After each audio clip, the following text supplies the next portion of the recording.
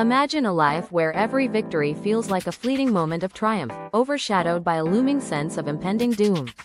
This was Lee Chagra's reality.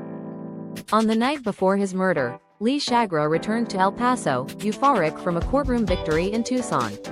It was his most important win in months. 1978 had been a year of paranoia for Lee. His law practice was faltering, and he was drowning in gambling debts. Lee had always lived on the edge, defending hardened criminals and consorting with known drug smugglers. Yet, he was a top-flight criminal attorney. But the federal government was closing in, determined to prove that Lee Chagra, the master criminal lawyer, was in fact a master criminal. Lee couldn't shake the premonition that something wild and uncontrollable had broken loose. The madness peaked in November. Federal agents turned up at Lee's office to confiscate his gun collection and question him about an unsuccessful assassination attempt on a prosecutor.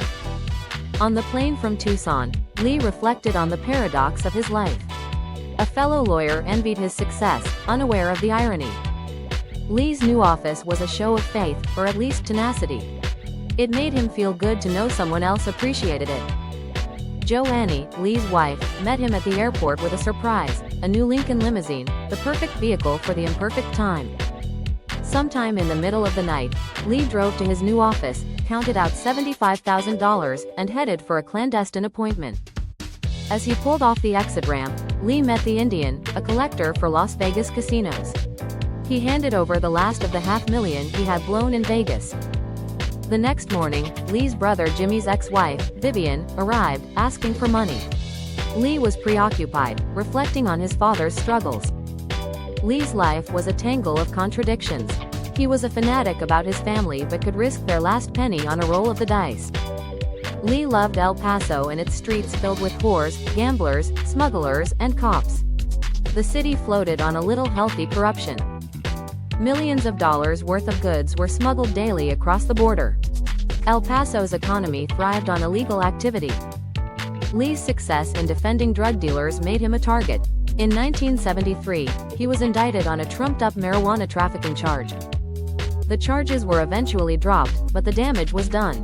Lee's law career was almost wrecked, and he never forgot or forgave. Lee's younger brother Jimmy wanted to be recognized as Mr. Big. He was the black sheep, always in trouble, but fiercely loved by his family.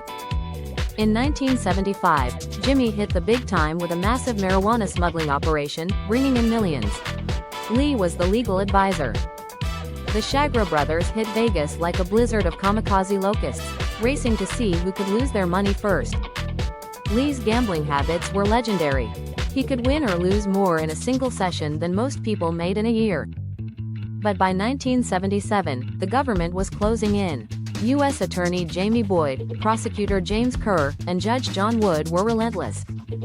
Kerr's plan was to re-indict Lee and his associates under the Kingpin Act, a law with harsh penalties and no parole. Lee's paranoia grew. He began taping his phone conversations and collecting evidence of government malfeasance. In 1978, Lee's practice was at rock bottom. Jimmy's success in Florida only threw Lee into a deeper funk. Lee's new office complex was his last hope, but he couldn't shake the feeling that something or someone was stalking him. On the morning of his murder, Lee was in high spirits, handing out money and telling war stories. But he was also restless and preoccupied. That afternoon, Lee let in two men who claimed to be clients. Moments later, he was shot and left to die in his office. Lee's funeral was a microcosm of his life, attended by judges, gamblers, and convicted dope dealers. The family posted a reward for his killers. A few months later, two soldiers from Fort Bliss confessed to the murder, implicating a seedy hoodlum named Lou Esper. Lee Chagra's life was a high-stakes gamble, a relentless pursuit of freedom. In the end, it was a game he couldn't win. Freedom was his final word.